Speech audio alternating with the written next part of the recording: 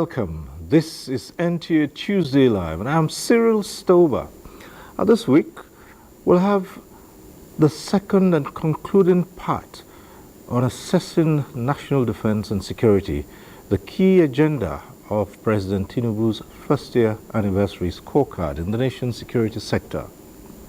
Tonight, the program will dwell on policies and executive orders in overcoming challenges which the country has faced and how they've been addressed. But first, let's get to see this report put together by defense correspondent Ismail Musa. The Nigerian Police Force is the lead agency in combating internal security challenges.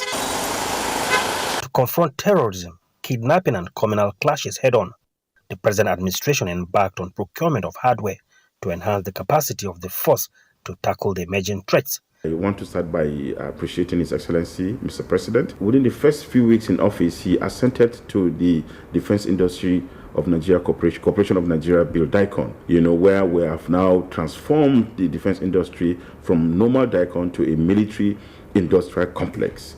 Now, that is a major achievement because it has opened the space now for Nigeria to have a major revolution in bringing in private sector into the business of production of arms and ammunition in the country, to make Nigeria self-sustaining, to save our foreign exchange, and at the same time also creating employment. And to ensure institutions of learning are secured, the Safe School Initiative Squad was activated, and experts say is gradually curbing the menace of attacks on schools nationwide. We have so far released over 1,000 of such victims without noise and in complete respect for their privacy and safety. We release people from Zamfara State, Sokoto State, Kaduna State, Katsina State, Taraba State, Adamawa State, and so many other states. The project we have in mind is a whole society-based approach to school protection. We are not just training the security personnel, we are going to train members of the host communities in these affected community places. Because we believe that a well-secured community will equally have a well-secured school within its domain. So we are going to partner with members of the society, we are going to partner with the hunters, with the local vigilante, and ensure that we work together and bring out a very good security system for both the community and the schools within their domain. In view of the dynamics and complex nature of these threats, the Nigerian Army has strengthened its formations with different armored personnel carriers and training to facilitate rapid response to security threats. No more sit at home now, in Olo now. At least people are walking around selling their markets. Similarly, President Bola Tinubu approved the procurement of 12 attack helicopters to operationalize the Nigerian Army Aviation Unit and improve ground troops responsiveness. Recently, the Ministry of Defense procured 20 armored personnel carriers, and more are on the way to be provided to the armed forces. The aim is to provide protection to our gallant soldier. The warfare we're experiencing is a proliferation of improvised explosive devices in both the Northwest and the Northeast. We need to protect our officers. Army units and forward operation bases have been fortified with deployment of platforms and equipment to upscale troops' fighting power. The Nigerian Air Force, the elite arm of the Nigerian military, and the Navy have received several aircraft and vessels, while other platforms have been expected. This is to enhance surveillance and precision in attacking criminal camps and cells across the country. In Abuja, Ismail Musa. All right, that report sets the tone for tonight's discussion. We'll like to introduce our guests to you. It's a pleasure to welcome to tonight's program the Minister of Defense, Muhammad Badaru Abubakar. Minister, thanks for being here tonight. Thank you for having me. All right. Let me also welcome to this program General Christopher Musa, who's the Chief of Defense Staff. It's good to have you join us. Thank you very much. It's a pleasure to be here. We are joined tonight also by General Jonathan Temlong, retired, who was the first commander of the Multinational Joint Task Force. He joins us via Zoom from Jos. Thank you for being with us tonight. Always a pleasure, Israel. Good evening. Good evening. And we'll also be with Dr. Oluwayomi Godwin Ashogbon. He is a cybersecurity consultant, ethical hacker, and analyst, and he will join us via Zoom from Lagos. All right. Well, as you all know, at some point in time, the program gets interactive. It means you can join in the conversation, but at that time, we'll remind you of the process and procedure. For now, straight off, we'll take on these issues. That's assessing the national defense and security, the key agenda. We started this conversation last week, Tuesday, and we promised that the minister would be here to set things in true perspective, and that's how we begin, Minister. The challenges, the security challenges, have been around for quite some time, and there's been no let-up in government efforts to stem it. And the Tinubu administration came in, and that was one of its focal points. Let's start off by saying, how much have you done to remedy the situation? Thank you, Cyril. Well, first of all, the issue of jointness, working together, taking a whole society approach in dealing with security issues in a country is very, very key and very, very important. Well, President Bola Ahmed Tinubu, day one, set the tune by asking us, all the security agencies, to work together. And we have been working together, and that is why you see the results that you are seeing. Usually, you have the Army, the Navy, the Air Force under his own command.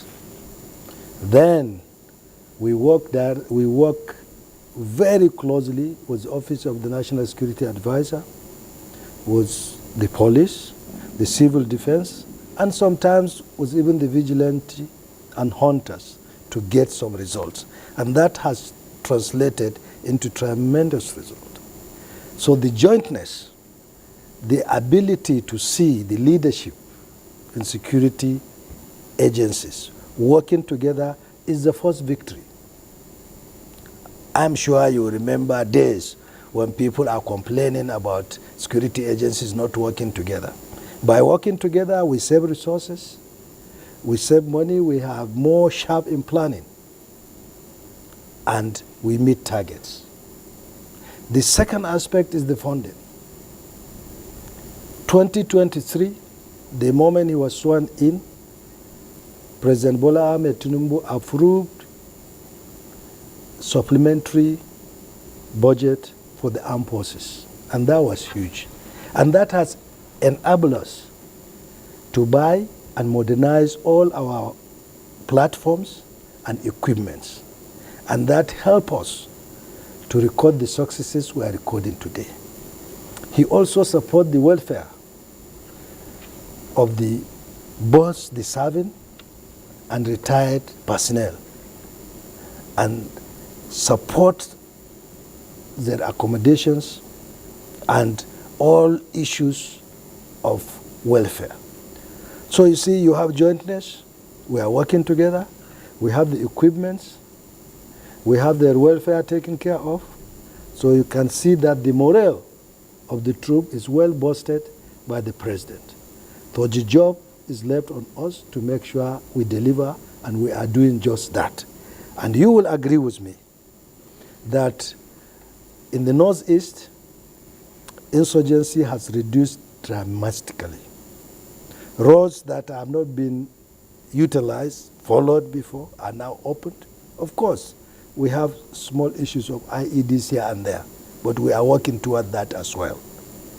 And this last Salah celebration, that's the Eid al-Fitr, you see people going to Eid and celebrating openly in Borno, places like Mubi and others that so many years back they haven't had chance to do that, or they cannot simply do. So when you go on the street in Borno State, the people will tell you that the security situation has improved dramatically. We have from time to time, people running out of the bush, attack and run back. And that has reduced dramatically. And we are working towards finishing this thing in no distant future. And it's the same story in the Northwest and the Zone Central. You had just heard that there is no more seat at home. The IPOP situation has been contained to some limit, and we are pushing further.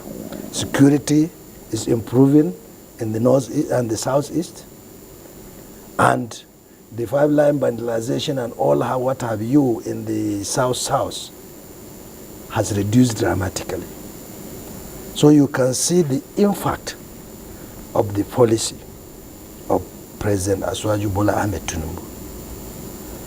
Bring in the right people, urge the right people to work together, give us the necessary funding, and give us the necessary encouragement. And we will deliver. Well, I'll just take it up from there and come to the Chief of Defense Staff. And General, say, what's the morale of troops like these days? And what is it that has been injected into the professionalism of the armed forces as to make a difference? Thank you very much. Firstly, like the Honorable Minister just mentioned, leadership. The President has shown leadership right from the beginning, and that he has made it very clear. The first meeting we had, he directed us that two things. Basically, he wants Nigeria more secured. He wants our production to increase. He wants everywhere to be safe. And that was the marching order that he gave us. And then, like, working jointly, we've continued to improve on that. And the troops are highly, highly motivated because now they've seen direction, actions are being taken. You know, sometimes in the past you make some arrests and before you know it, you don't see anything happening. But now, any arrest that's made, people are being prosecuted, people are being sent to jail. So that has served to encourage troops to want to do more. I want to seize this opportunity to appreciate members of the public for the cooperation they are giving members of the armed forces.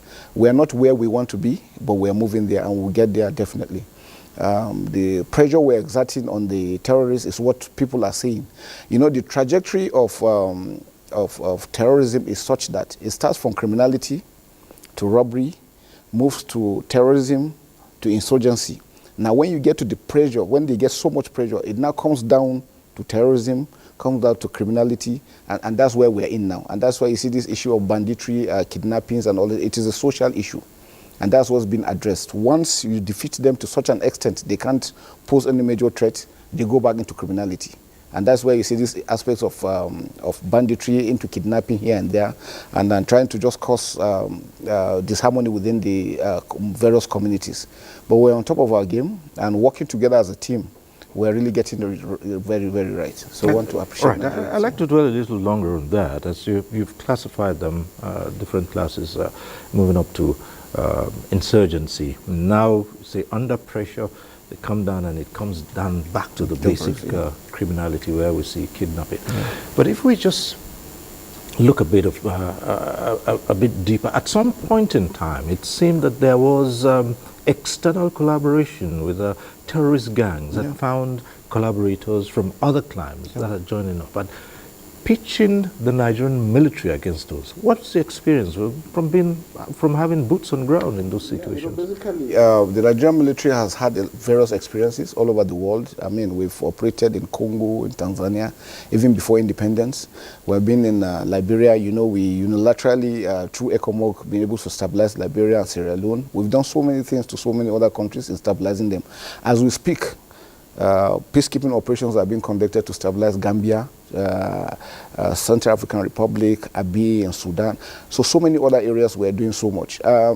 What we realize is that Boko Haram, when it started, I think the issue was that it should have been nipped in the bud. That will have actually addressed the issues. But we are where we are now. My advice to not only Nigeria, to every other country is do not allow it to fester, because you are dealing with people with ideology. So it is something that has to be nipped in the bud, not to be allowed to spread out.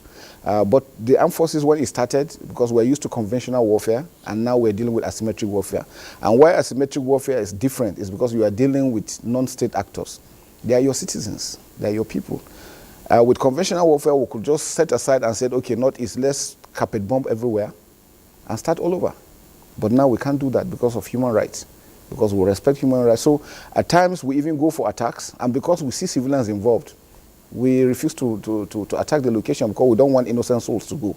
Sometimes you cannot avoid collateral damage, but as much as possible when we can do, and being a professional armed forces, we try as much as possible to keep in line with the laws of the land. And so that's what has really continued to assist us, and that's what we continue to do. We'll continue to improve on that on daily basis. Internationally, we still speak with Operation, the multinational joint task force as we speak. They're conducting Operation Lake Sanity 2. Which is very, very comprehensive. Just 2 days ago, they were able to free over 385 civilians, children, women, and adults that were enslaved for a number of years. They were able to free them. They've recovered a lot of weapons. They've killed a lot of terrorists. And so that operation is ongoing. Both at Lake Chad area, we're also doing that jointly with the Chadian forces and the Cameroonian forces. You know, we had issues with the Nigerians, but operationally, we're still conducting operations together because we share a common border of about 1,500 kilometers, 7 states that share common affinities culturally, religiously, traditionally together. So we still work together, and that has really enhanced our capacity to continue to do more. Well, thank you. Let's go over to retired General Jonathan Temlong, who is in Jos. You served as the first commander of the multinational joint task force. I'd like to take it up from there. From your time there, how key was this collaborative effort, the joint task force? How key was it to the operations, especially given Nigeria's borders and neighbors in this fight? Well, thank you very much, Sril. I think jointness and working as a team to achieve synergy is key to any military operations. While at the Lake Chad, we had troops from Niger, Chad, and Nigeria, and went even further to have troops that were not even part of the multinational joint task force. The second or the third Chadian military region with the headquarters in Bagasula was placed under my command so that we could be able to operate within a broader area, even right up to Bagasula in Chad, to be able to achieve that. The key thing when you are working in such is that you talk about interoperability. You are fusing equipments from different countries, communication, talking to yourselves, and the rest are quite key. And when you're able to do that, then leadership, like the Chief of Defense Staff rightly pointed out, plays an important role. Because if you don't have an effective leadership, then the followership will not be there. And that's why we are lucky that we have a key of officers now, the Chief of Defense Staff and the service chiefs, who are great leaders by their own right, leading the push now. So leadership is key. And once you're able to lead well, morale of the men will come in. But one of the things that we enjoyed much too was that we were credible, a credible force. So we had the cooperation of the locals within that area who came out exposing the rebels within those areas and giving us credible information that led to actionable intelligence. And so that was key to us. Unlike what is happening now, where you have a lot of people collaborating with the criminals to give them intelligence and even being part of it. I think that's a very key thing, like the Chief of Defense Staff mentioned. The problem is that once criminality sets in and the citizens are part of those criminals, then it becomes a problem. And that's why we have been advocating that Nigerians must take back their country from criminals.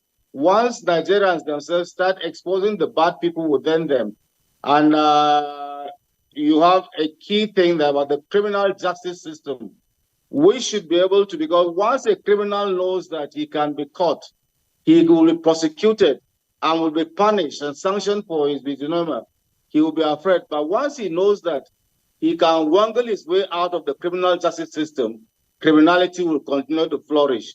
And so I think what we are doing and what we're trying to do is to make sure that the criminal justice system works, Nigerians themselves come up and start working like the Nigerians and the Chadians and Nigerians who are in the Lake Chad Basin, who are very patriotic and were coming out with credible intelligence or information to us that helped us in conducting operations to the extent that we were able to obtain unconditional surrender of all the rebels in those areas with the minimal casualties that we had. I think intelligence is key. Intelligence is key to this, and that intelligence comes from the citizens. So I think we need to do something more about our citizens. We need to build their capacity to be able to come out and talk to us. We need to, as we are having a strategy of all of society approach, what then are the roles of the citizens in this endeavor? Because you must build their capacity for them to be able to tell you and know what they're supposed to do. All right, and that's a good point to come back to the minister. Talking about people collaboration, the citizens themselves. I'd like you to draw from your experience as a governor in one of the states in the north. What was the psyche of the people when this problem started initially during your tenure, and how did the people respond, and how do you think citizens are responding today, given the situations? Well, luckily enough, in my state, there are no much crisis then, because we have, over the years, very cordial relationship with all the citizens among themselves. You see, in the Northeast, it started as an ideology, Boko Haram. But in the Northwest, it's banditry, kidnapping, it's like farmers' headers conflict that started it. So luckily in my state, there wasn't that much. So in the Northeast, it's purely ideological, religious issue. And it's very difficult to deal with it because those that are sympathetic to them, even though they do not carry arms to join them, they are sympathetic to them, they give them informations. The same thing with the Northwest and North Central. Those bandits, the banditry started as a farmers' headsman clashes, and it evolves over time. And those that are sympathetic to those hiders give information to hiders. Those that are sympathetic towards the farmers give information to farmers. But it's changing now. We had series of meetings in the Office of the National Security Advisor with civil society organizations to enlighten them and to help us enlighten people on the need to collaborate with the security agencies for information sharing and for credible intelligence. And it's been yielding result. We also met with the clerics so that they will preach in their mosques and in their churches the need for us to take back our country, the need for us to be safe, and the need for us to tell our people to pass in information and to stop collaborating. 3, I started meeting with the traditional rulers. I've been to Sokoto, I met with the Sultan, and he is aware of this situation, and they have started on their own right, the traditional leaders, to advocate for the passage of informations and non-collaboration with the bad guys. So you see, we are not resting. We are having series of meetings with people to have these people being enlightened so that we take over our country. And this is very, very key and very, very important. And we have started seeing that. For instance, in Jigawa, because we have good relationship even with the Fulanis, they call us when they see strangers and tell us a group of herders are in so location, we don't trust them. So we meet the herders, see how we can evacuate them peacefully to leave the place, to leave the state. And that has been going on because of the collaboration we have with the farmers, with the herders in the state. So this whole approach is changing now, And I'm happy Tam Long has said it. Initially, they were having this collaboration. It breaks up, but we are building it now. And that will help to stem this criminality in our country. And it's very, very, very important. Well, let's see if we can link up with Dr. Oluwayomi Godwin Ashogun, who is joining us via Zoom in Lagos.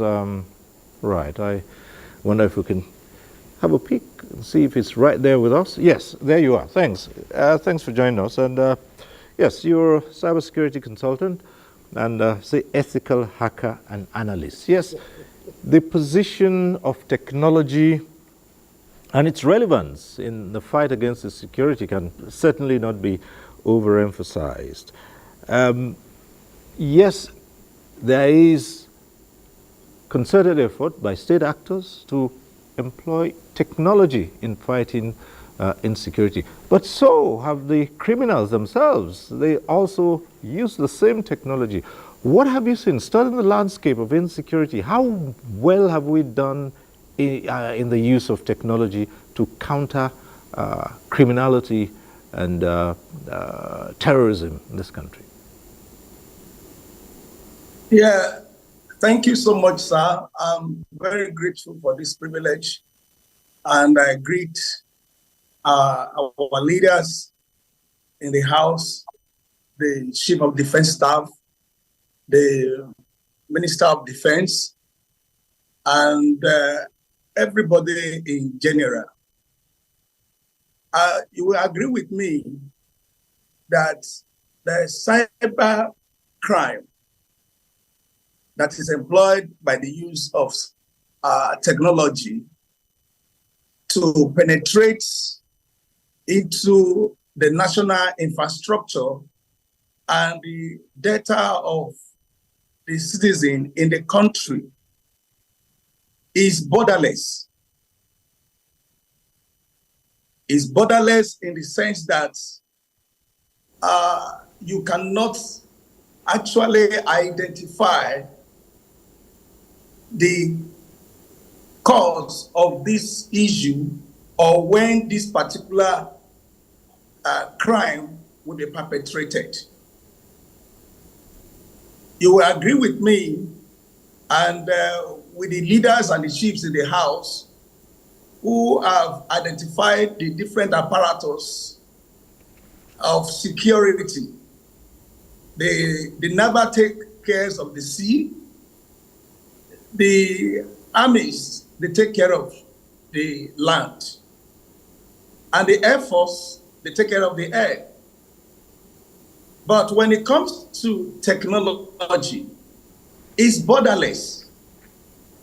It's borderless in the sense that an hacker from Russia can hack into the infrastructural system of Nigeria. And another hacker from Japan can hack also into the infrastructural system of China. Why the security system are in place, these perpetrators still carry out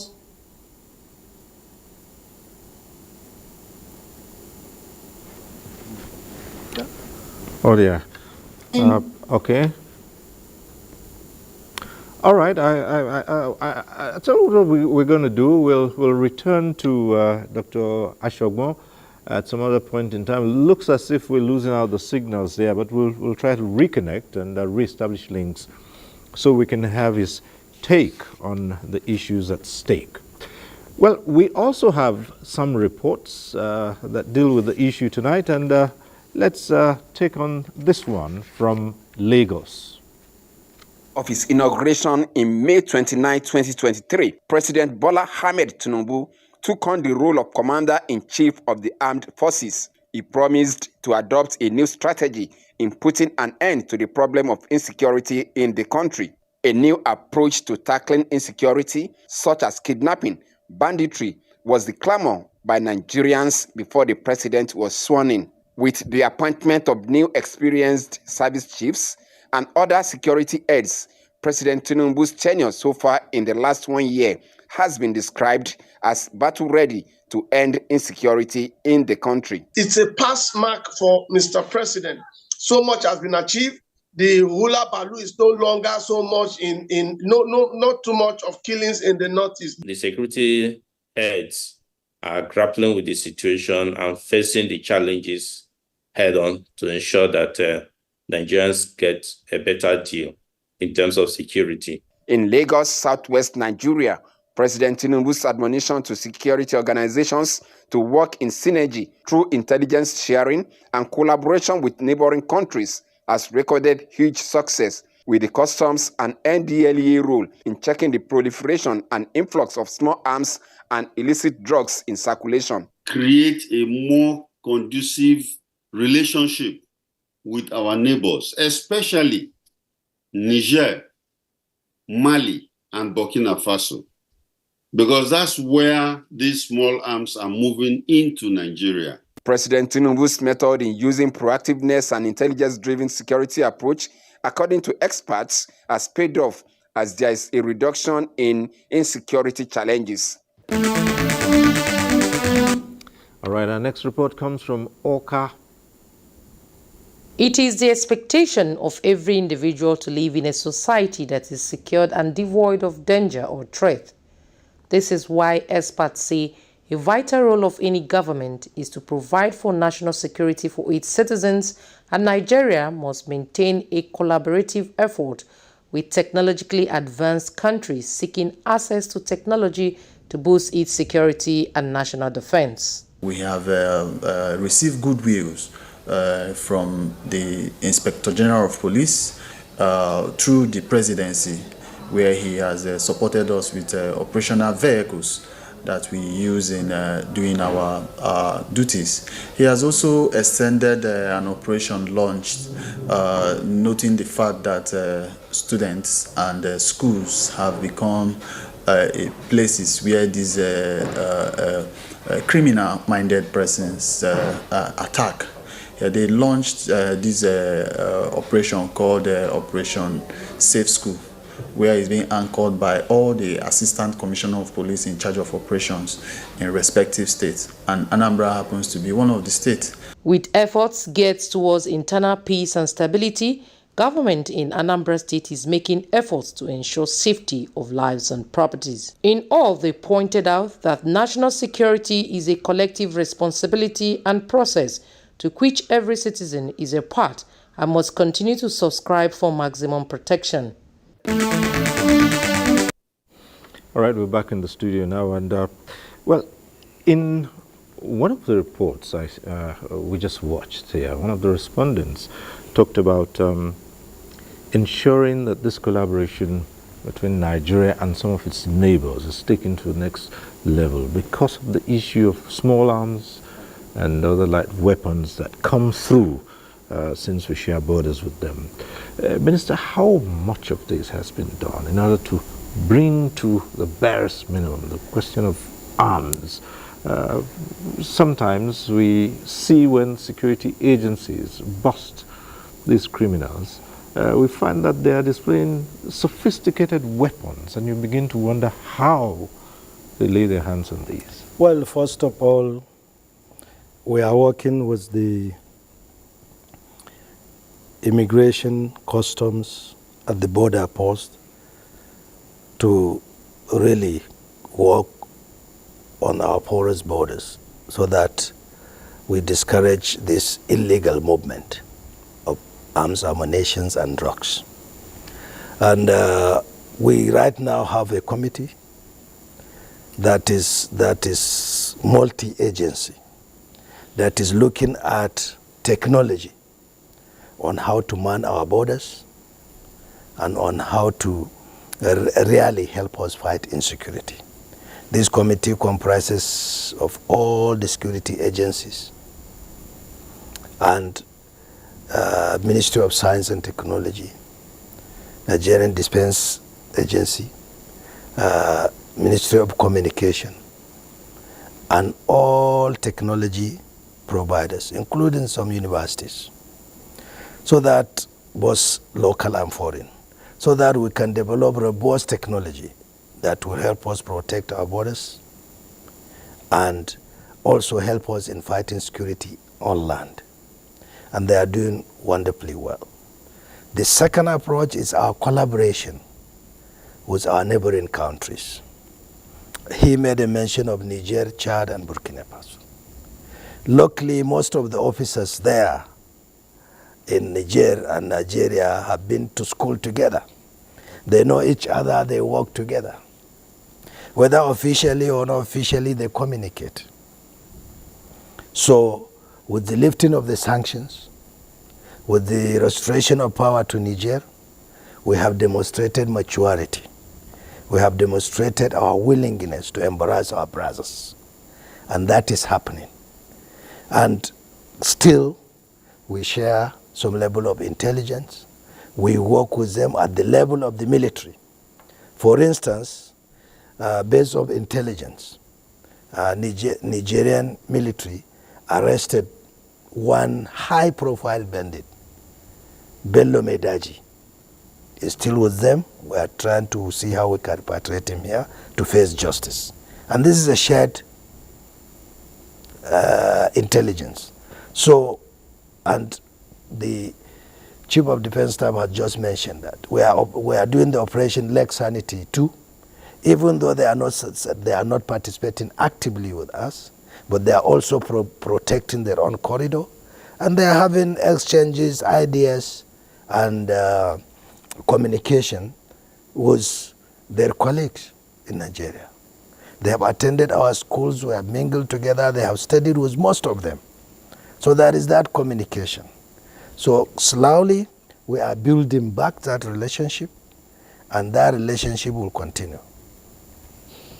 Speaking of intelligence, which is also key to this fight, sometimes the use of what's called the civilian JTF has been the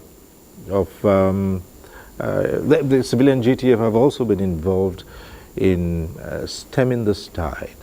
How has the military related mostly, seeing that you're talking about a professional, organized state, agency like the military, and civilians who otherwise might just be ordinary folks who are just fed up with what's going on in their areas and decide to do something about it on one hand, and even the incorporation of those we now know as local hunters.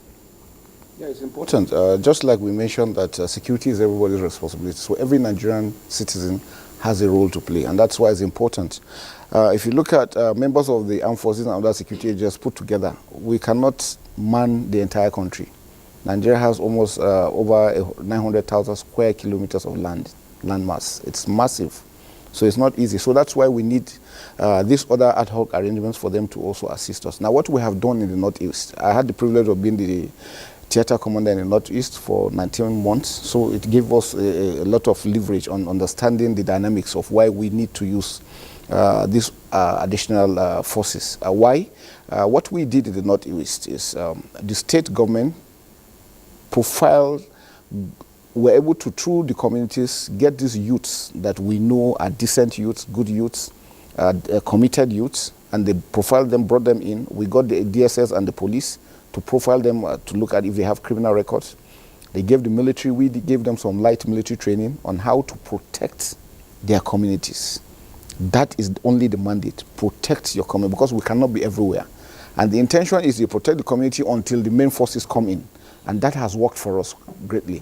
Now, in the other states too, they are trying to adopt the same, and we're giving them the same model, that it must be followed holistically, because the tendency is if you give it to people that are not well trained, not well managed, not well administered, the tendency is they might take laws into their hands, and that could boomerang, and that's what we're trying to avoid. So we're speaking with other state governments, governors that are also trying to introduce this security architecture within them to follow this trend.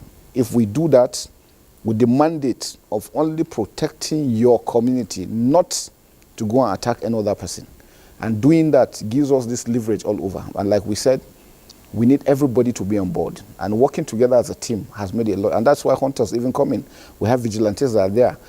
In the Northeast, what really gave us the success that we're really enjoying is that the buy-in by the citizens. The Northeast citizens gave us the best of cooperation. People, sacrifice so much just to make sure that we get the right information at the right time that is actionable. Most times, in the past, sometimes when they get information, nothing is being done. But now they give an information, they see action is taken, and that has encouraged them to be able to support us. In Maiduguri, you go, you carry anything to the motor park, they're watching you. We have arrested a lot of people, even our personnel carrying weapons, carrying drugs, ammunition. We have seen criminals here, so that has given, and that's what we're trying to extend to Nigerians. First and foremost, we must love our country, because that is basic. If you can only defend what you love. So if you see people castigating the country that has given them so much, a lot of people that come here to speak, Nigeria benefited from free education in Nigeria. Medical, if you go abroad, you know how much you spend for you to undergo various courses. But Nigeria has given you that level at a very cheap, sometimes even free. But I think what we owe this country is to love Nigeria, to work together for the future of Nigeria. And Nigeria is a great country, and we know we'll continue to develop. Let me take the matter of the citizens' participation and patriotism in intelligence gathering. And as they say, you see something, you say something. Let's take the issue further with General Jonathan Temlong. I think that his links are still okay. Yes, there you are. How is this playing out at this time? At some point, there were concerns that the people were really not very cooperative in this matter, and for so many reasons, really. First, there was the suspicion that if they give out information, it could result in their being victimized. And of course, there was also the question of people saying that this is the business of security agencies and not ours. How is that changing now under this new dispensation?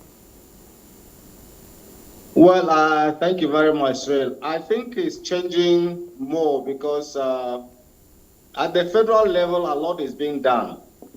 And that's sensitization, like what you are doing here today, talking. There have been a lot of programs on Good Morning Nigeria and the rest. What one would want to actually see going on is that at the states and the local government level, they need to up this game of getting citizens to participate in their own national security and national defense. Now, there's a lot of the things is being pushed to the federal, but the whole work is actually at the state and local government level. The federal is supposed to provide the strategic direction and come in to to help them. And so that comes to mind that the Honorable Minister talked about talking to the CSOs.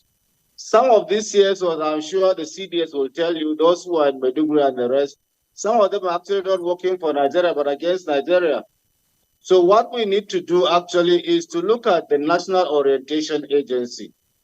If you remember when you had MAMSA, MAMSA was able to mobilize the whole country that the level of patriotism in Nigeria then was so high that the love the CDS is talking about got to a crescendo where there was no dichotomy of a Christian, Muslim, or Fulani Hausa, or Igbo, or Yoruba, and the rest. We almost became one strong and indivisible country. I think MAMSA need to be rejigged to go right down to the local government levels as they had and start building the capacity of citizens as to their responsibility to defense, responsibility to security, responsibility as to the Nigerian state. And that comes to mind that even at the national defense policy level, the Ministry of Defense is Ministry of Education is supposed to have brought out a syllabus that starts civics education from the primary school level up to university level to build patriotism in citizens to the extent that they are Nigerians, they work Nigerians, they see Nigeria, and they defend Nigeria. We had that during our time because it was designed by the British government then when we were young men and entered primary school. You need to reject that. So what went without come to this is not new. During World War II, there was the Free French Army, volunteers that were inside France working against the Germans who had overrun France. I know that the Germans had overrun France and they were almost crossing the channel into UK. They were these citizens that worked tirelessly, giving credible intelligence information about the Germans, their positions, and sabotaging them within. That when the D-Day landing came in, it was quite easy to link up with them to fight. So even the question about civilian JTF and the rest is something that can be taken up, like what the CDS said, to the level that the communities themselves can know and profile those who are good citizens within them, and then build their capacity as to do that. In fact, the Operation Rainbow model of Plateau was supposed to be built on that. But unfortunately, it's not functioning. That it's supposed to be an early warning and an early response mechanism that is supposed to be deployed right down to the polling units. So that at the polling units, where you have about 400, 500, 600 people, you have operatives in those areas, and they know everybody in that area.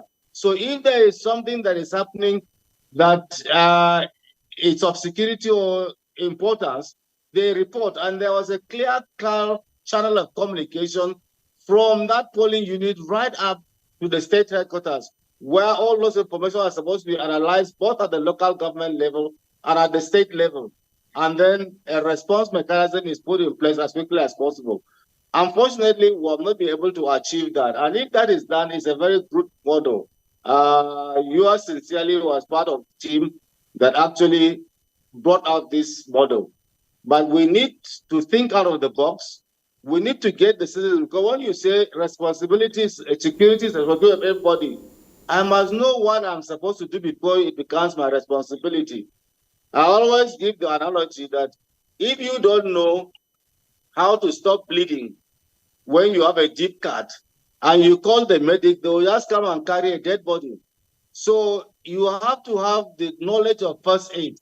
And so this is what they need to, the knowledge of first aid is security, so that they can be able to defend themselves, be able to report cases that are this thing, and then when the security come, they will help them. So definitely we need to build national resilience and community resilience. And all these things can be done in conjunction, not just with the armed forces and the security agencies.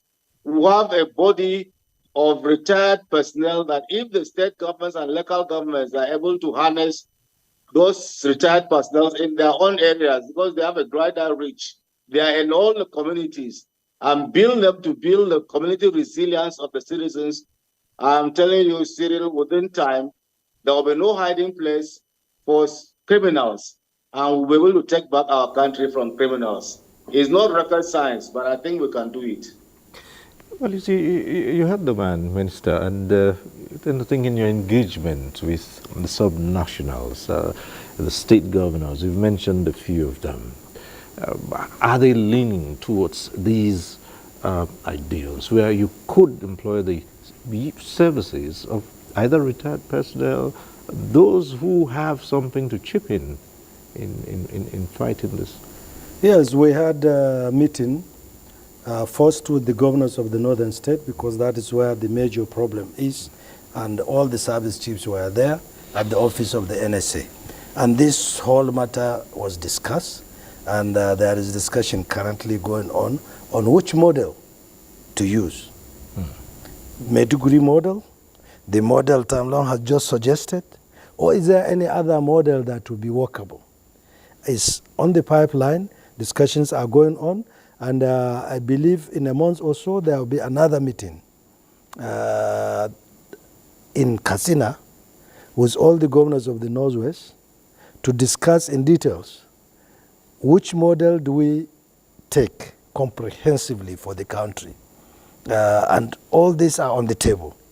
And I am sure at that meeting we'll be able to agree on what model to use, because all the models have their own pros and have their own cons. But I will tell you that the governors are ready and are willing to work with the federal government to solve this crisis. Because they know there will not be development if there is no security. They will not end poverty if there is no security. So it's a vicious cycle. Once you cannot have security, you cannot develop. And when you can't develop, you cannot have enough resilience to build security. So it's a vicious cycle. So everybody is worried about the situation, and we are determined more than ever to end this thing, and it will come to an end.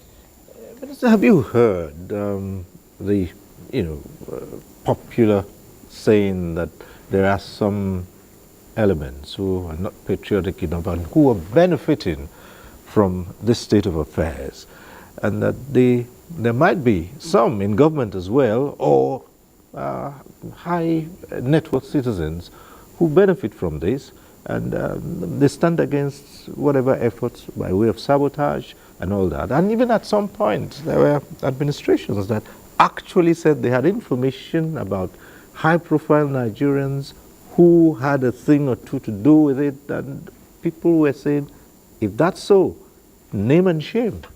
Well, I believe we hear all these stories. And we have been arresting and prosecuting almost on a weekly basis. You will see us arresting informants. And one time in Zamfara, some emirs were even removed because of this collaboration.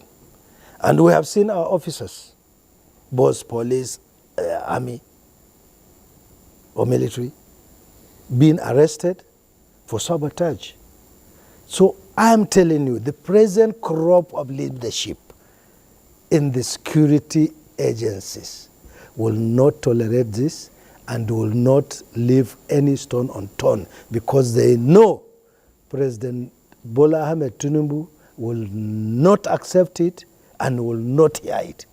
So we are all committed to delivery, to deliver security to Nigerians.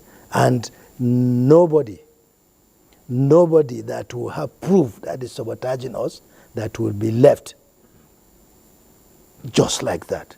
No. We are all committed and we are all determined, and we believe it's time to finish this thing.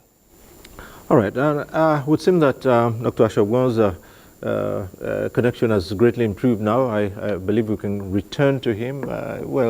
Thanks for staying with us. If you can hear me, you were in the middle of situating the use of technology in the fight against insecurity when we lost the signals. Yeah. So could you just conclude from where you left off at the other time? Okay, thank you, sir. And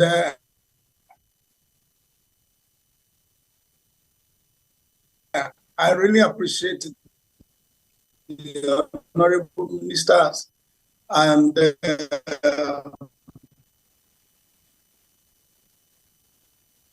Seems the network hasn't really improved, and we'll just keep right. Now the digital landscape. Can you hear me, please? All right, just go ahead. Hello? Yes, go on. Okay, so the digital landscape is another battleground.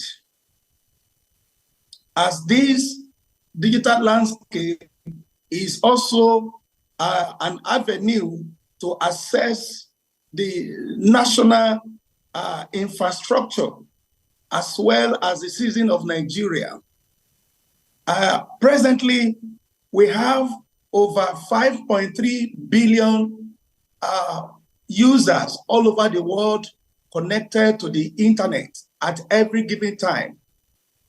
And in Nigeria, we have 122 million users, meaning 122 million Nigerians are connected to the internet on a daily basis to transact one thing or the other. So also some of these people who are the hackers, the fraudsters, the digital actors also take advantage of these innocent Nigerians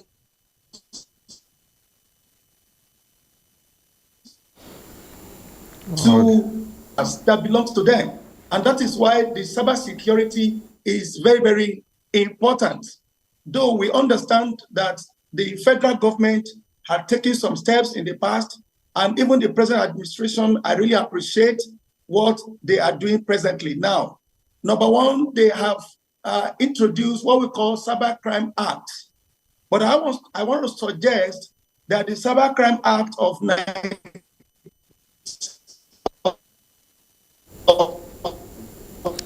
Okay, all right. The signals are fading off again, and we'll just keep trying, particularly on this matter you were going to raise, the Cybercrime Act, but we'll try and return to you at some point in time. Okay, all right. Has a lot of flaws. So as I was saying, you can see part of what we are saying is these connection issues in Nigeria. Like our government really need to look into telecommunication. They really need to look into telecommunication in Nigeria. Now, the cybercrime issues in Nigeria can be abated by reviewing the Cybercrime Act. We need to review the Cybercrime Act, number one. Number two, I understand that the government has also introduced what we call the National Cybercrime Center. The National Cybercrime Center needs to be decentralized. Nigeria is having over 200 million Nigerians or citizens. The Cybercrime Center cannot only be in Abuja. Before this crime, most of these crimes are committed at the suburb. And if they are committed at the suburb, before it gets to Abuja, it takes a lot of time. So I'm advising that the National Cybercrime Center should be decentralized to state level and at the same time to local government level for effective services. Number three, our policies on cybercrime in Nigeria, apart from the Cybercrime Act, should be reviewed to go in line with the trend. There are a lot of development in the digital world. Another thing I want to advise, which I understand that Galaxy Backbone have started, is data governance or data sovereignty. Data sovereignty in the sense that most of Nigerian data are outside the country. They are kept on the server that is outside the country. It is high time Nigeria begin to repatriate our data back to the country. Take, for instance, Russia and Ukraine embark on a war. So you can imagine that the data infrastructure of these two countries is in a total mess as we speak right now. The Russia may have some physical power to overpower the Ukraine, but I want to tell you that Ukraine has, in a way, destabilized all their data system. So I want to advise that our government should also look into data sovereignty. All the ministries, all the agencies, all the department of government that store data outside the country, this data should be repatriated back to our country to avoid data disaster, to avoid data that affect the national infrastructure. Take, for instance, you have a data outside the country and a war break out. The war break out from in the country where you have the data. Then what happened to the data? Thank you so much. Yes, thank you, Dr. Ashogbo. At this point in time, we'll take a short break. When we return, we'll explore further the use of technology. We would also look at the other side of it. And it's been said that it's not only the guns that can that can lay this situation to rest. There's also what's been called the non-kinetic efforts. So we'll look at that when we return from this short break. At that time, the phone lines will also be open, so you can get to join the conversation in the studio. But for now, we'll take a short break. Stay with us. An NTA Tuesday Live. We'll be back shortly. The counsel of our fathers. I will urge and advise our younger generation to use talent and brain to sort out problems, not arms. Nigerian youths, let's build our nation. My advice to these young people is please do not take us back to those harrowing days. You probably do not know what it is. I believe we have fought one civil war too many in this country. So those who experience it will run away from it. Nigerian youths, let's build our nation together.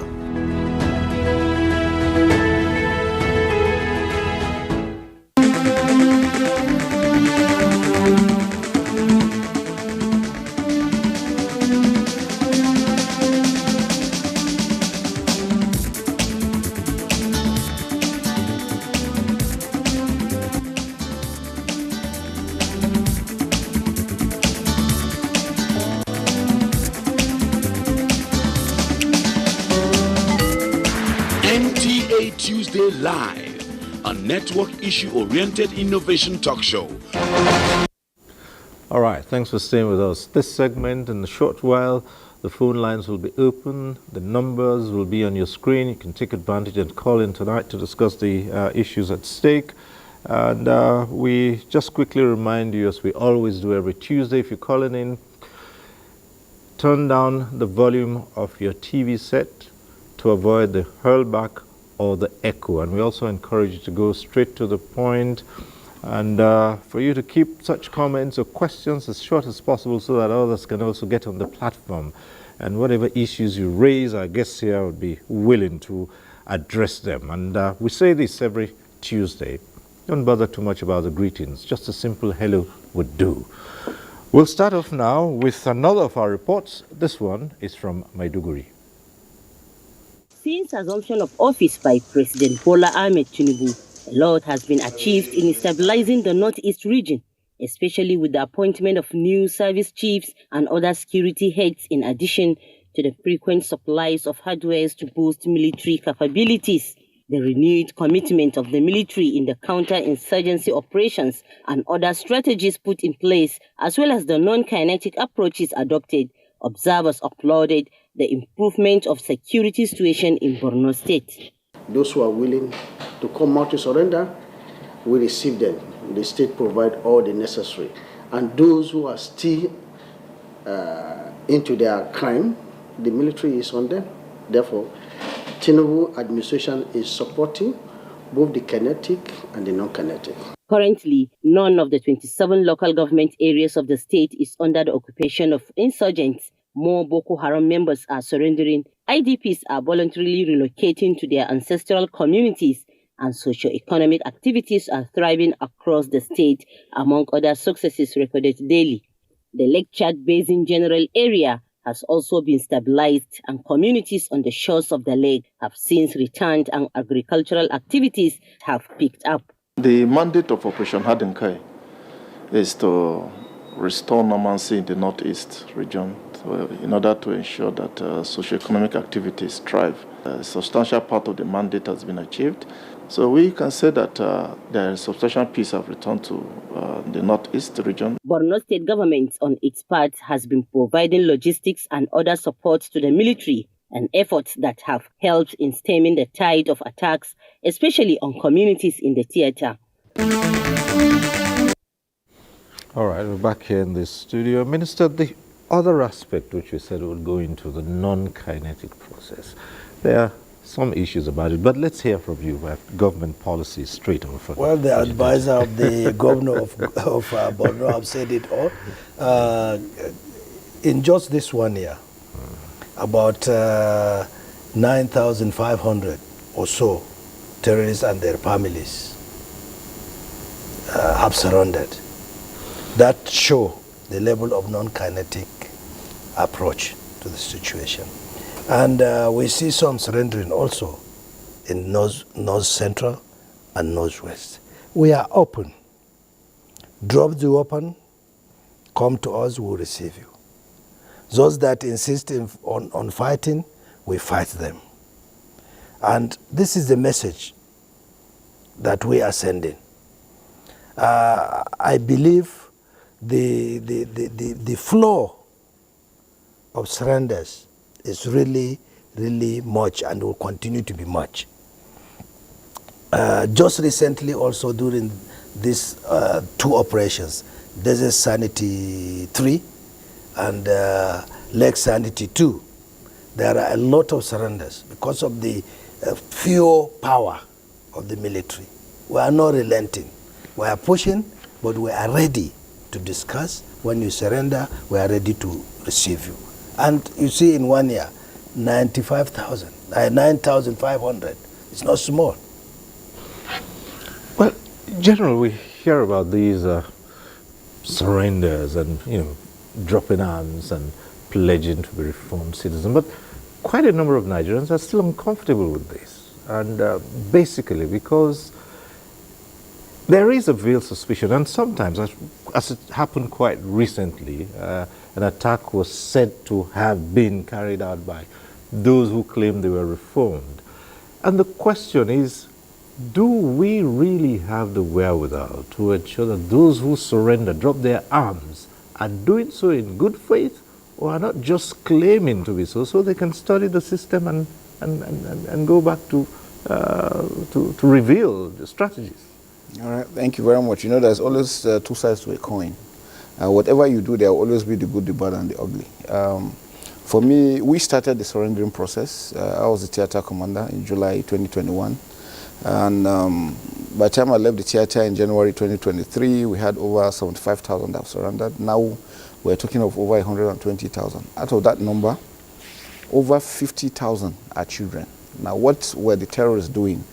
Before now, when they attack a village, they grab everybody, abduct everyone, take them back in, use the women as sex slaves.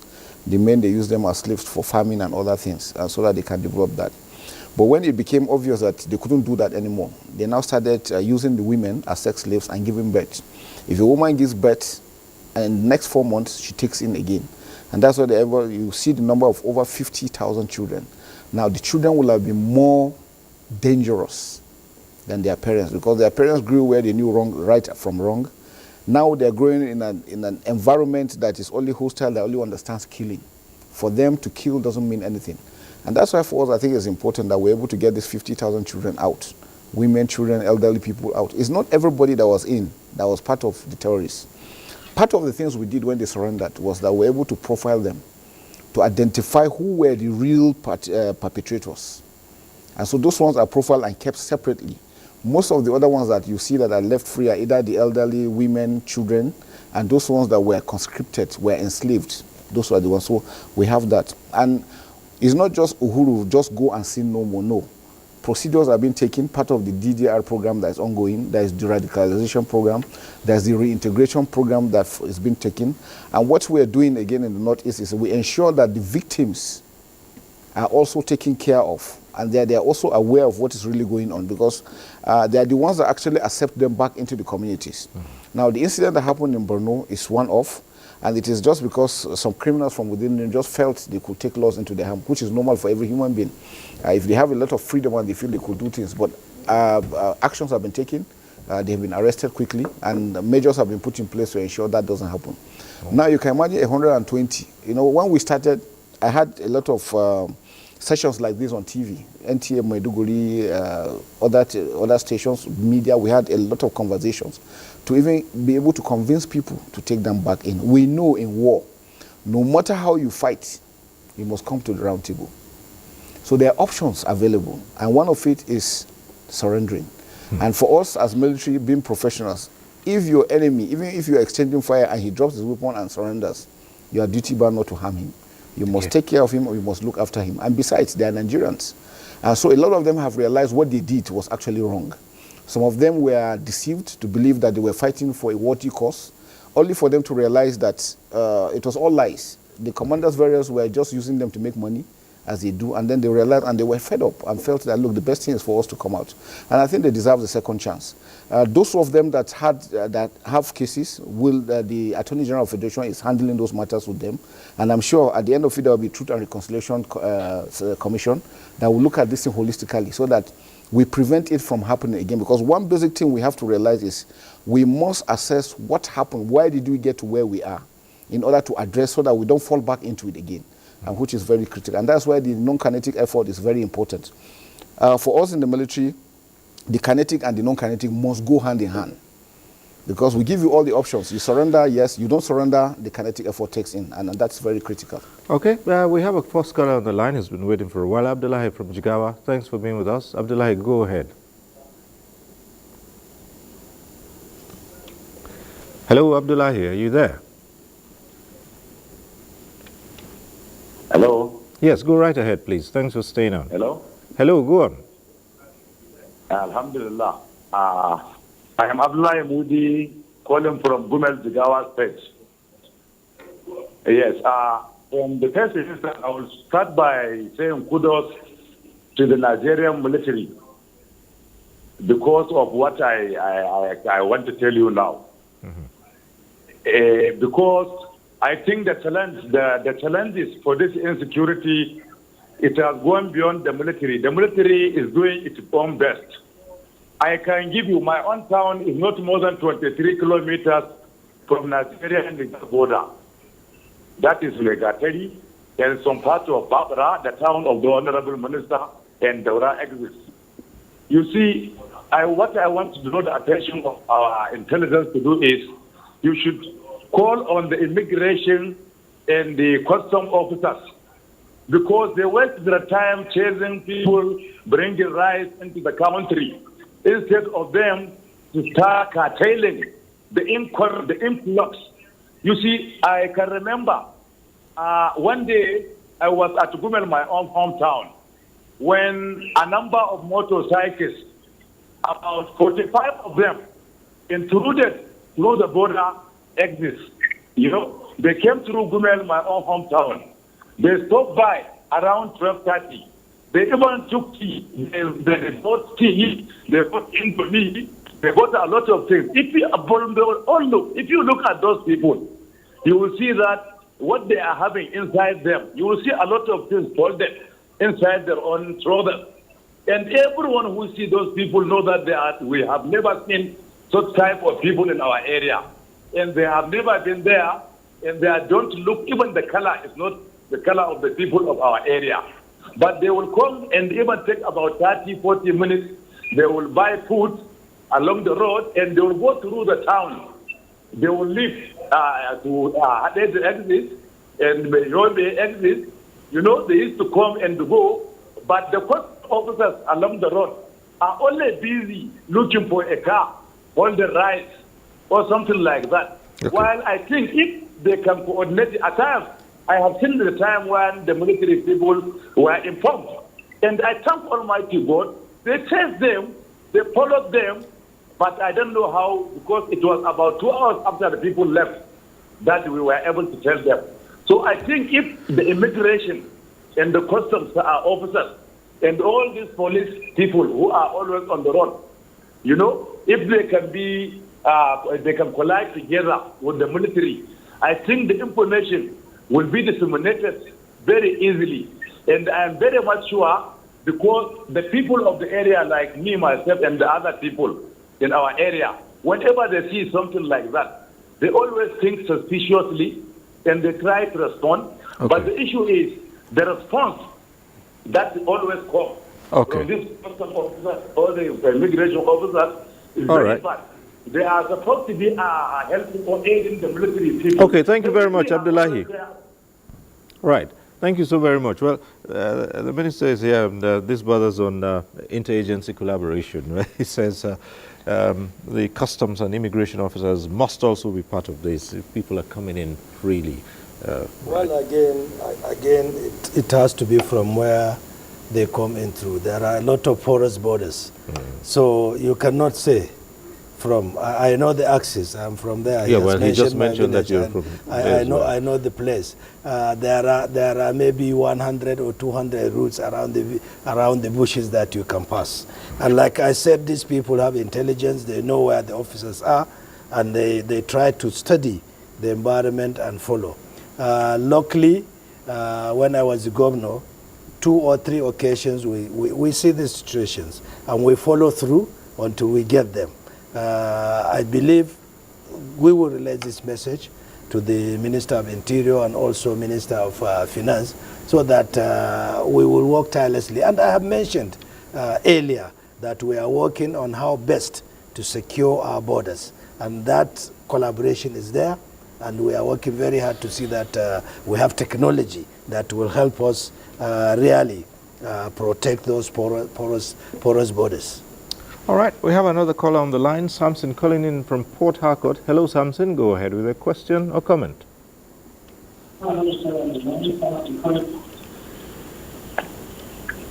Hello. Hello, go ahead. Yeah, good evening, sir. Good evening. Okay, I'm trying to reduce the volume so I can hear you very well. You. Hello. Yes, we can hear you. Go on. Okay. This is my first time on this program, and I've been waiting for this program like since today. I'm just sitting down waiting for the program. And I would say a very big thank you to the general, very handsome general. It's a good job that the military has been doing. But coming to the southeast, that's my concern, because I'm from the southeast. You know, I think there's this thing going on that I really don't understand what's happening, because some areas in the southeast is being taken over by these guys, and those areas can be rounded, like they are just like in a circle where you can come from angles and you can get them in, you can box them. So, and those places, they are just moving around freely, you know. So the thing is looking like a norm. They're taking over every angle in the southeast. That's my problem. They're taking over everywhere. They started gradually from Ebonyi State, entered Imo State, entered Anambra State. Like now, Anambra is like home for them now, comfortable home for them now. So I think we should do something about this one, because that's what I'm really concerned about. All right. So. All right. Thank you very much, Samson. Well, I had a response from them. Yeah, maybe. Thank you very much, Samson. Thank you for that observation. I wish he had mentioned which general areas. I know not long ago I was in the southeast, took a drive around. Basically, most of the areas are okay. While we have some few areas, again, the collaboration of individuals. Anywhere you see criminality tribes, check out what cooperation do they get within the communities. Sometimes you can't blame the communities because probably they are scared. But on the overall, you look at, you weigh your options. Are you going to be scared and remain as a slave, or you talk and then let you be liberated? Which are the basic things? And that's why it is very, very important that they do not support them. On most times, you find out that there are people taking fuel to them, taking food to them, going to buy drinks and all these things to take individuals from the communities. And then when troops are advancing, they are the same ones that will call them and tell them, look, troops are coming here, fizzle out. So by the time you get there, there's nobody. We use a lot of leverage to use a lot of technology, drones and whatever you have, but we know the nature of the terrain. Again, even from the air, it's difficult to see the terrain all through. But the troops are doing everything, and we're clearing the place bit by bit. And I'm sure whatever area this is happening, actions will be taken. I'm happy that the state governors are also collaborating and assisting members of the armed forces and other security agencies for us to work. We need to have more support from the populace. Look at Kano, for example. Initially, when Boko Haram came in, they wanted to have an inroad into Kano, but the Kano citizens said no. Anywhere they went to get accommodation, they reported them, we picked them. Anywhere they went to open a shop, we picked them. And so it became difficult, and they knew they couldn't survive. So it is sometimes when you allow them, they come in, and because some people think they are making gains from them, and that is where the issue comes from. But let me add, again, I believe it's also important to bring out what General Tamlong has said, the whole society approach. The army will liberate an area, they will naturally have to move on. So the society have to take ownership of the area. And I believe if we develop that system, it will be able to minimize this cycle. All right, back to the phones now. We have Olajide calling in from Kaduna. Is it? Hello, sir. Olaide. All right, just tell us. It's Olaide, not Olajide, calling in from Kaduna, right? Go ahead if you're with us. Okay, good evening, gentlemen, my brothers, my daddy. I think my take on this issue is very clear. The other brother made mention of the security aspect, how we use our internet. I think hello? Hello? Go ahead, we can hear you. Okay, thank you very much. I'm talking about my take on this is the internet, the method and the mode on how we use these things. These are the only way we can curb this menace that is, attacking Nigerians, the peace of Nigeria.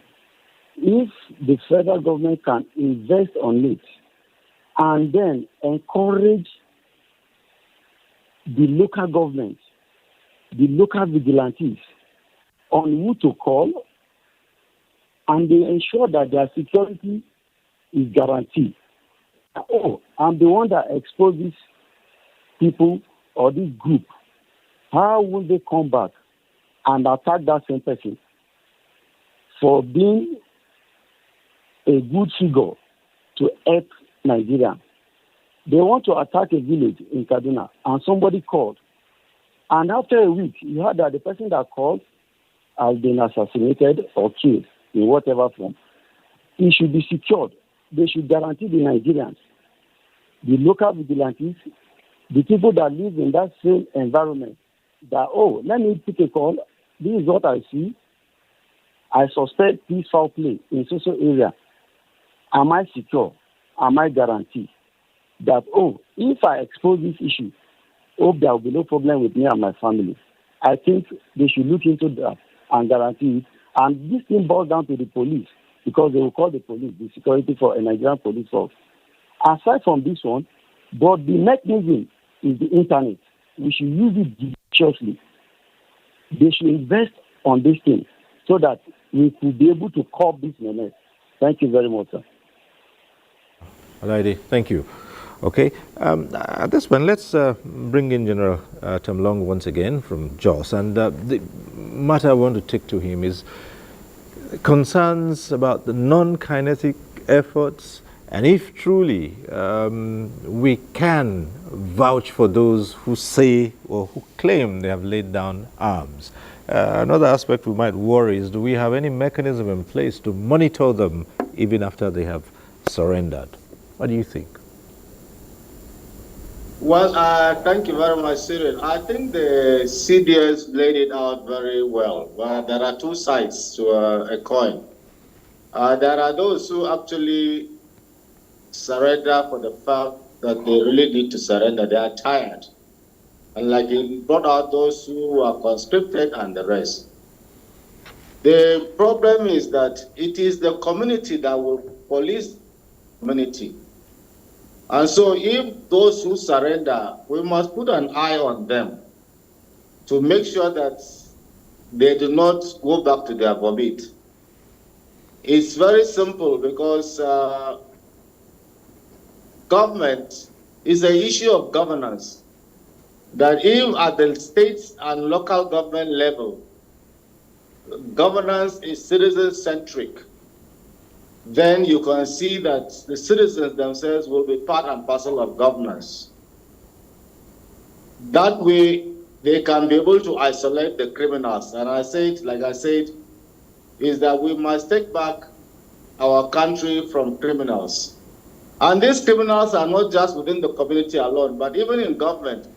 And that's when the idea of the crisis entrepreneurs come in. There are those who live on crisis. There are those who want crisis because they make so much money from it, both in government and in the society.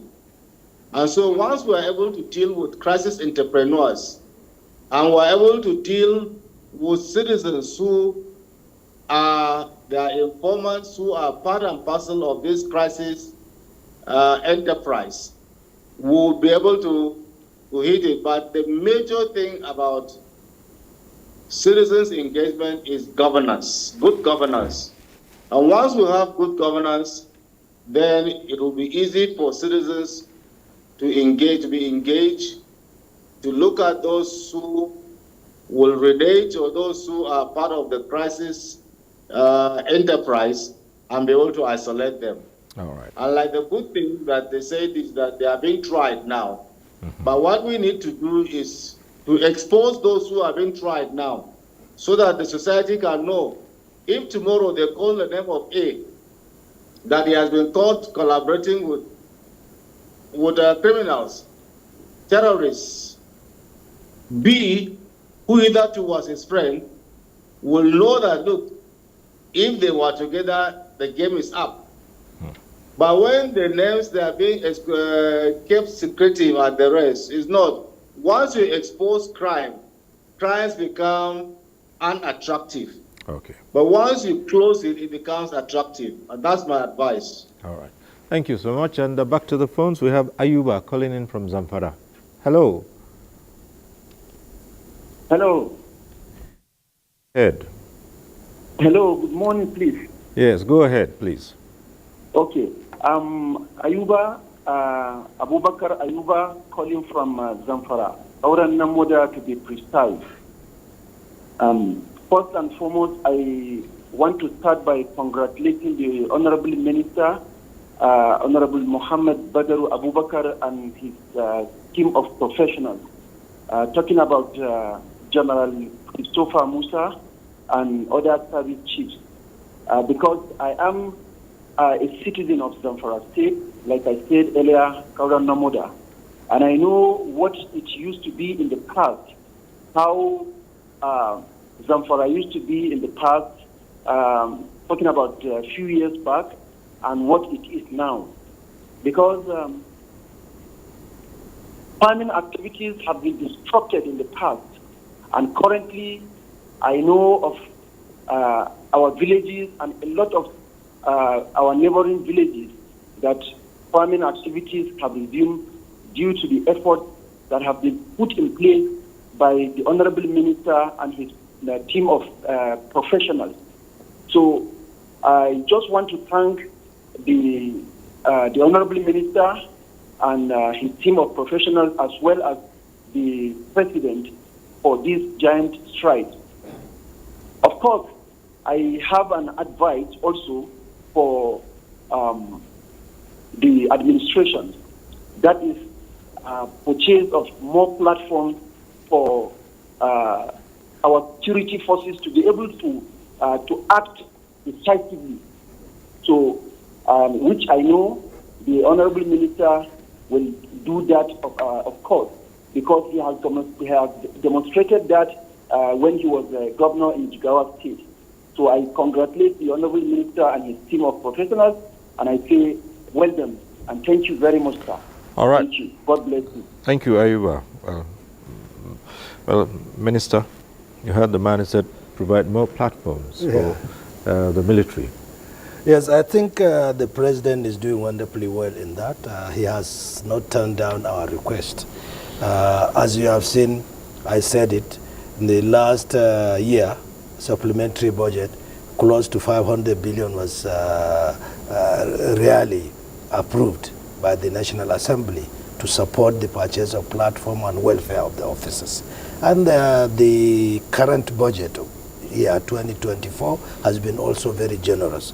Looking at the total package of the budget, I will say thank you. And you don't have to look at the package of the military, but all the security agencies, plus development agencies that support security, humanitarian, education, and all others. Because when we talk about security as a holistic, community base, it encompasses all the development aspect of human life. People have to be happy. That help in reducing security, and that reduce recruitment into banditry or terrorism. So really the president has been doing well. We can ask for more, but we know the situation, and currently we are working on developing more platforms that are coming, and we'll continue to really work. And I know when we ask the president, he will give, because he's so passionate about ending this war. But I have to come back to Olaide from Kaduna. Right. He made a mention that there are fears that if people phone and to give us information, they get killed. Well, you calling us, we don't know you from the other angle. Of course, we have your phone number, but no security agent will share phone numbers with bandits. But probably those people that call go around the village and brag that it is me who call and this support come, and that is how we finish with these bandits. So from there, the bandits will get information, and then they will come back to him. So once you call quietly, don't tell even your wife. Keep it quiet, keep it to yourself, and we'll act on it, and God will bless you for giving us information. All right. We have Mada calling from Maiduguri. Hello. Hello, good morning, Cyrus. Right, go ahead, please. I'm opportune. This is my second time of calling Tuesday Live. From the depth of my heart, I want to say one or two things as the beloved citizens of this country. The general there with you have done a very wonderful job in Maiduguri, and I recommend him for that. Yes. More grace upon his life. Actually, I want to talk about one or two things. This country is for all of us. Does it mean that we have people that are bigger than this country?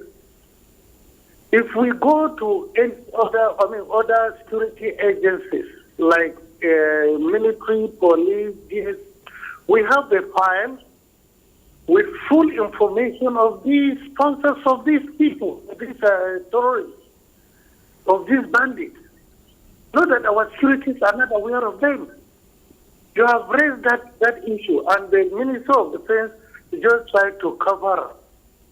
What is the next generation? What are we going to tell our unborn children?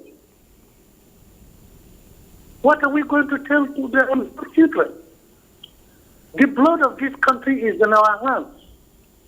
If we want this country to be great, we have to fish out these people.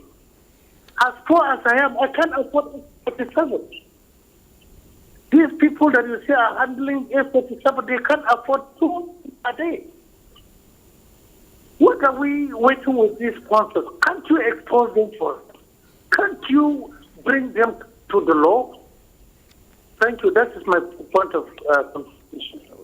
Right. Thank you very much. Well, I don't know who I'm covering, the bandits or the supporters of the bandits. I can tell you clearly that anybody, and I have said it, and I mean it, and you can check my track record, anybody we find wanting in this government, we will deal with him squarely. Our president, the president that have so many eyes, ears, and eyes, and he will not condone this, and we know. So if you have some information or some of them, please help us and give us those people with what they have done, and we will bring them to justice. But for the bandits, yes, we know them, we know where they operate, and we have been following them. In the last 1 year alone, we have killed more than 16 high-profile bandits.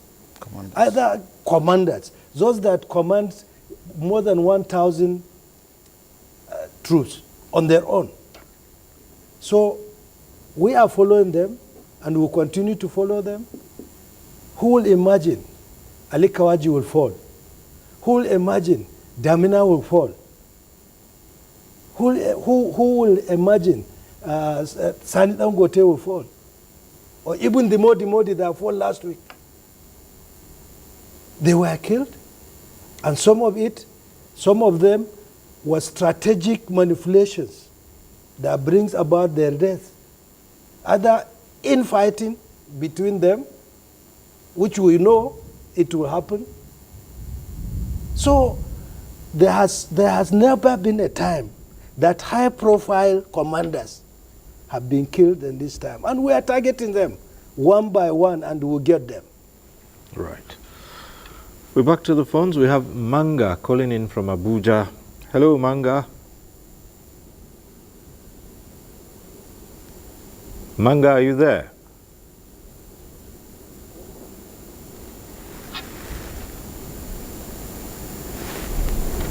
Well, it would seem that, okay, Manga is no longer there. But let me come back to a matter that many Nigerians would not really understand. They've talked about provision of more equipment for the armed forces. And Nigerians would say, yes, in the past some countries would not avail Nigeria of certain categories of weapons that they need. Okay? All right. Okay, we'll return to this question after we take this call from Roland, who's calling in from Bayelsa. Hello, Roland. Is Roland there? Yeah, I'm there. Right, go ahead. All right. My name is St. Roland from Bayelsa. Brass, precisely. You know, 70% of Bayelsa is riverine. And a lot of oil theft activities are going on here in this part of the country. And as we speak now in my area, Brass local government, there are a lot of oil vandals going on all over the place. And the split of these oil vandals are destroying the ecosystem, affecting the fisherwomen and women around. Though the military, I commend the military, they are trying their best to follow them up, to stop them from engaging these oil theft activities. But one of the major problems the military is having is that they don't know the creeks, the gunboats, they don't know the creeks, the routes. So the military need to engage some locals that know these routes in these creeks to direct them. There should be a gunboat director who are the local to enable them, show them the routes to the hideout and the camps of these oil theft criminals, because they are destroying the ecosystem, affecting, damaging our fishermen and women, the net and the fishes, everything are just dying. And it's not good for the well-being of the people. I am calling from Bayelsa State, Brass local government. Thank you very much. Right. Thank you so much, Roland. Yes. Yes, General. Yeah, thank you. Thank you, Roland, for that. Bayelsa is one place I've operated. I was a commanding officer, 73 Battalion. So I know the quite very well. And it is true. And that is what we have tried to also get across to citizens. Let us not be the one destroying our future. Most of the vandalism that has been carried out have been carried out by the locals within the general area. Now we have intensified our operations to ensure we stop these illegal refineries being conducted, being made, pipeline vandalism. But what we realize is that since they realize they cannot get the crude to go and sell as they used to, they now just go openly to sabotage the pipelines, break them up and just do spillage. And that is what is causing the problem. So I want to appeal to our traditional rulers, our opinion makers, stakeholders, please let us talk to our youths. What they are doing is damaging the environment and is affecting everybody. That's why it's critical. The armed forces and the other security agencies are doing the best. I'm sure you know that the armed forces has to do with, we have people from Bayelsa State. We are dealing more with the locals, a lot of that with the locals. And that's why you see we're getting a lot of successes. So we'll continue to do that. I will continue to thank people like you that want to always bring out the facts, because some people want to bring it out and say, no, it is not like that. But the truth about it is that because some criminals within the localities are the ones causing this problem, the environmental pollution they're causing for their own people. And they understand that, look, it's a riverine area. They depend more on water, fishing, and all these other sorts. But if you pollute the environment, it makes it difficult for them to be able to do that. And that's why it's very, very important for them to stop. All right. So if we just do... Yeah, I think we have recorded a lot of successes there. We have seen the improvement in oil production. Not what we want, but it is moving. And over this 1 year, we have seen to the destruction of over 3,000 dug out pits. About 1,276 boats were arrested and destroyed. We have seen the destruction of more than 4,000 tanks. A lot has been happening. 2,700 cooking ovens and all. And we have arrested more than 92,000 liters of stolen crude, like 2 million liters of stolen crude. About 61 million liters of illegally refined AGO. A lot has been happening there. A lot. And I believe that is what the CDS said. Because we are getting to an end to this, they want to prostrate and they just keep busting the pipes to create havoc, or I don't know what they want to achieve with it. But we are on top of that game. We have also air surveillance going on, and certainly we'll get to the bottom of this. And I'm happy he said it has reduced drastically and will continue to reduce it.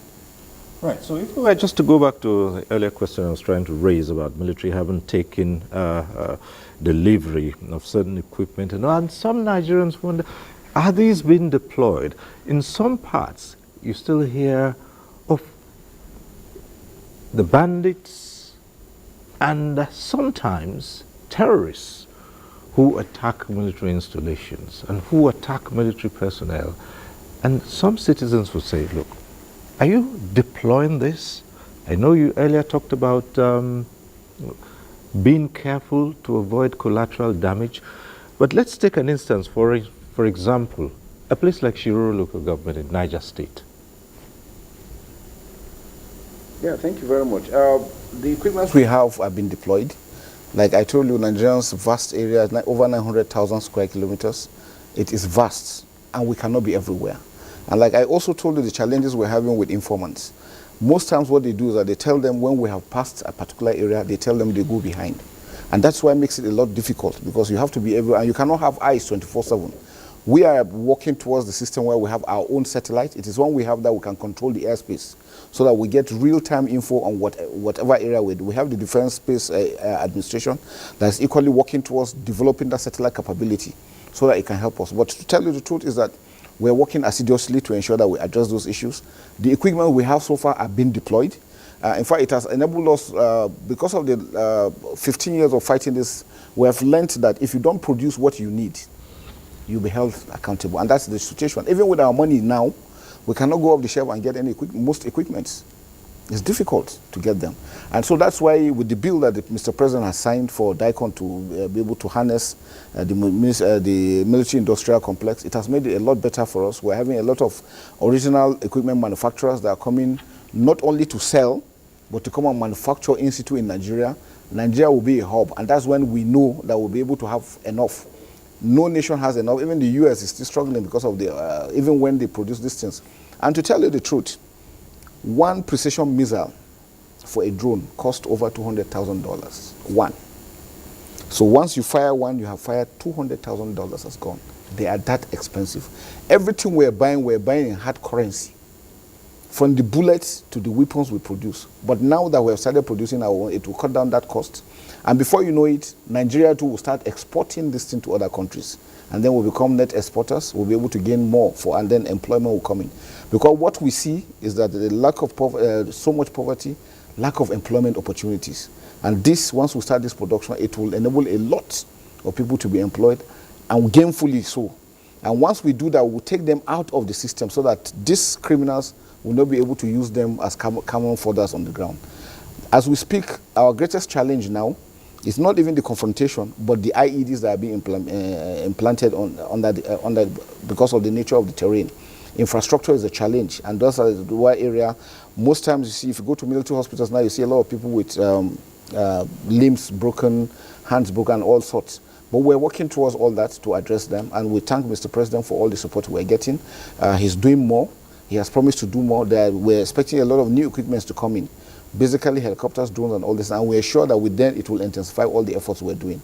So we're working to make sure that these things are done properly. Right, we're in the last few minutes of this program, so let me quickly take the views. If we can still establish links with Dr. Oluwayomi Ashogbon, if he's still there with us, if we can get your closing comments. Unfortunately, the connection hasn't been that good in your contributions. Yes, you're there. Right. Okay.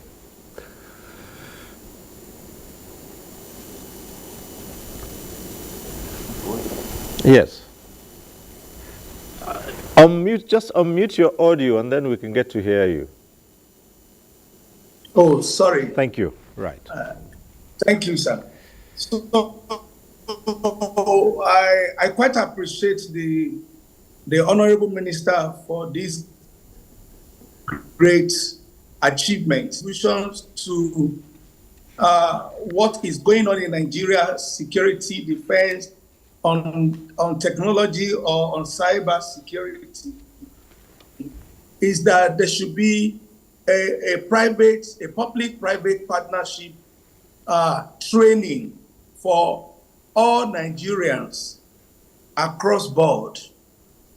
There should be a sensitization training on cyber security so that many Nigerians can be fully aware of the tactics and the methodology of the internet fraudsters so that they can be guided against their apparatus. So that is one. Number two is that government should review the present Cybercrime Act of 2015. And number three, the National Cybercrime Center should be decentralized. We should have National Cybercrime Center. We should have the states in all the states, and we should also have at local government level to make the national cybercrime activities and operation smooth, effective, and efficient. Thank you. God bless. All right. Thank you so very much, Dr. Oluwayomi Godwin Ashogbon, cybersecurity consultant, an ethical hacker, and analyst. Thank you very much for contributing to our discussion tonight. Thank you. All right. Right. And at this point also, let's go over to General Jonathan Temlong, who will also be giving us his closing comments on the issues at stake. General, you're there with us. Thank you. Right. Thank you very much, Cyril. I think it has been a robust discussion this evening on all the issues that are hampering the security situation in this country. We need to tackle crisis entrepreneurs because they are the ones that fuel crisis. We need to look at the issue of proliferation of small arms and light weapons because those are the tools that they use to terrorize citizens. The Safe School project, has been on, but it's very unfortunate it's not being done by the various states. Most of the schools are porous, no fencing, and then if you go to the schools, the guards, most of the guards are illiterates. They are people who do not even know the value of information that they give out to people. They give out information that can be processed into intelligence. We need to look at this issue of guards for all our schools and our premises. There should be agencies that all the guard companies, the civil defense should look at this thing, while they should train guards professionals who should be part of the national security system in terms of intelligence gathering, reporting even on individuals that they guard their homes, because there are high-profile individuals who are part of this crisis entrepreneur game. We need to get the state governments. The local governments, they are almost non-existent in terms of administration and effectiveness. The state government must work on getting themselves and the local governments to work. The burden is too much on the federal. The federal cannot do everything. This needs a collaborative effort and synergy that starts from the local government to the state to the federal. And if we do that, we're able to do something. Okay. Let me again thank the Commander-in-Chief for the good leadership that he has been giving the armed forces. The Honorable Minister of Defense has done a great job, and the Chief of Defense Staff and the service chiefs. I say well done. We're always proud of you. Keep up the good job. Thank you. Thank you very much, General Jonathan Temlong, retired First Commander of the Multinational Joint Task Force, who joined us from Jos. Thank you. Well, Chief of Defense Staff, quickly, what are your final contributions? My final contribution is that for Nigerians to understand that we must love our country. I mean, that's first and foremost. It is when you love the country you can defend it. That's why it's important. And like General Temlong said, we must support the federal government. We must all put hands together, support our security forces to make sure that Nigeria survives. It needs everybody's hands to be on deck. Right. That's why it's important. Thank you. Minister, just one last bit as you round off, and that has to do, again, with the non-kinetic energy efforts that are being put in. Yes, for those who surrender and repent and retrace their footsteps, you have a system, they're rehabilitated.